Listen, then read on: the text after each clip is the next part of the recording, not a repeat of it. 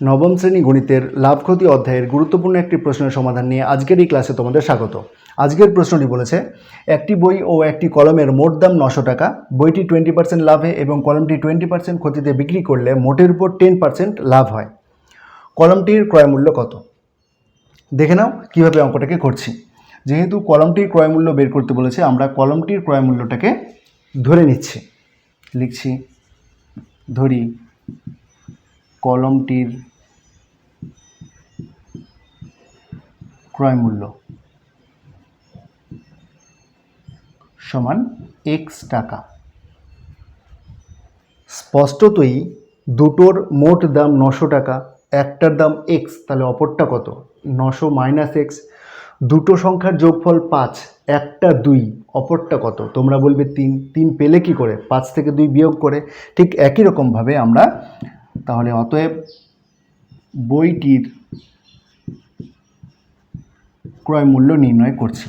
তাহলে 900 বিয়োগ x টাকা, এইটা হচ্ছে বইটার দাম। ঠিক আছে, এবার 20% বইটা 20% লাভে যদি বিক্রি করে তাহলে কত টাকা লাভ হবে, অর্থাৎ কত টাকা উদ্বৃত্ত উনি পাবেন সেটা বের করছি। তাহলে লিখছি অতএব বইটির ক্ষেত্রে মোট লাভ কত? দেখো, 100 টাকা যদি ক্রয় মূল্য হয় তার লাভের পরিমাণ হচ্ছে 20। এখান থেকে আমরা সেটাই বুঝতে পারি কি, 100 টাকা ক্রয় মূল্য হলে লাভের পরিমাণ কত? 20। আমরা মোট লাভটাই বের করতে চাইছি, তার জন্য 20টা তাহলে উপরে হবে। তাহলে 20টা উপরে হলো। নিচে কে হবে তাহলে? ক্রয় মূল্য, অর্থাৎ 100। কেন? কারণ যে আমরা এখানে ক্রয় মূল্য জানি, এই ক্রয় মূল্যের সাহায্যেই লাভটাকে বের করছি।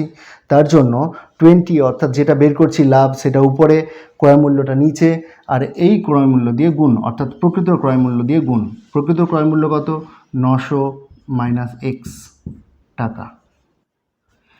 এই টাকাটা উনি লাভ করছেন। এবার ক্ষতি কত করছেন? দেখো, কলমটিতে 20% ক্ষতি করছেন।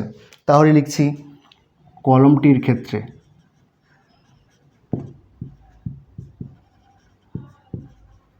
মোট ক্ষতি। দেখো, 100 টাকা যদি ক্রয় মূল্য হয়, 100 টাকা যদি ক্রয় মূল্য হয় তাহলে ক্ষতির পরিমাণ কত? 20 টাকা। আমরা ক্ষতির পরিমাণ বের করছি, তাই 20টা উপরে, নিচে হচ্ছে ক্রয় মূল্য ইন্টু x, প্রকৃত ক্রয় মূল্য দিয়ে গুণ এত টাকা। এই টাকাটা ক্ষতি হচ্ছে।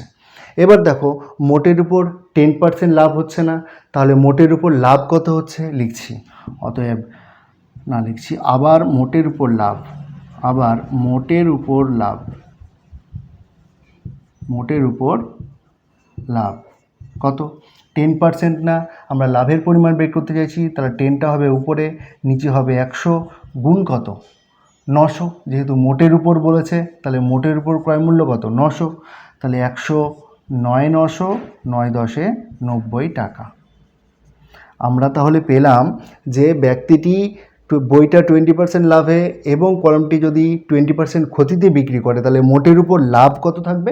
90 টাকা। খেয়াল করে দেখো, এখানে লাভ হচ্ছে এত, ক্ষতি হচ্ছে এত, তাহলে লাভ থেকে যদি ক্ষতিটা বিয়োগ করে দিই তবেই তো মোটের উপর লাভটা পড়ে থাকবে। এই শর্ত কাজে লাগিয়ে আমি অঙ্কটাকে করছি। আমি এদিকটা মুছে দিচ্ছি। দেখো, তাহলে অতএব তাহলে 20/100 into 900 minus x minus 20/100 into x equals to কত? 90। বোঝা গেছে? চলো, এইখান থেকে আমরা খুব সহজেই অঙ্কটাকে করে নিতে পারবো। দেখো, 20 একে 20, 20 5 100, 20 একে 20, 20 5 100 লিখে দিলাম। দেখো, আমরা 1/5টাকে কমন নিয়ে নিচ্ছি, তাহলে পড়ে থাকবে কি? দেখো, 900 বিয়োগ এক্স আবার বিয়োগ এক্স সমান কত? 90, ইমপ্লাই 900 বিয়োগ 2x সমান 90 গুণ 5। যেহেতু 900 মাইনাস 2xটাকে 5টা কী করেছে? ভাগ। তাহলে 900 মাইনাস 2x এর মান বের করতে হলে 5টা উপরে গেলে কি হবে? গুণ। ইমপ্লাই -2x সমান গুণ করছি 9 5 45 আরেকটা শূন্য বিয়োগ হচ্ছে 900, এটা উপরে গেল মাইনাস হয়ে গেল, ইমপ্লাই -2x, দেখো মাইনাস প্লাসে মাইনাস অর্থাৎ বিয়োগ করতে হবে। 900 থেকে 450 বিয়োগ করলে হয় 450, বড়র চিহ্ন মাইনাস, তাই মাইনাস বসালাম, মাইনাস মাইনাস কেটে দিলাম, অঙ্কটাকে ডান দিকে করছি দেখো। ইমপ্লাই x সমান তাহলে 450 ভাগ 2, 2 2 4, 2 2 4, 5 থেকে 4 বিয়োগ করলে 1 আর নামবে 0, 10 হলো, 2 5 10, তাহলে ইমপ্লাই x সমান 225। অতএব কলমটির ক্রয় মূল্য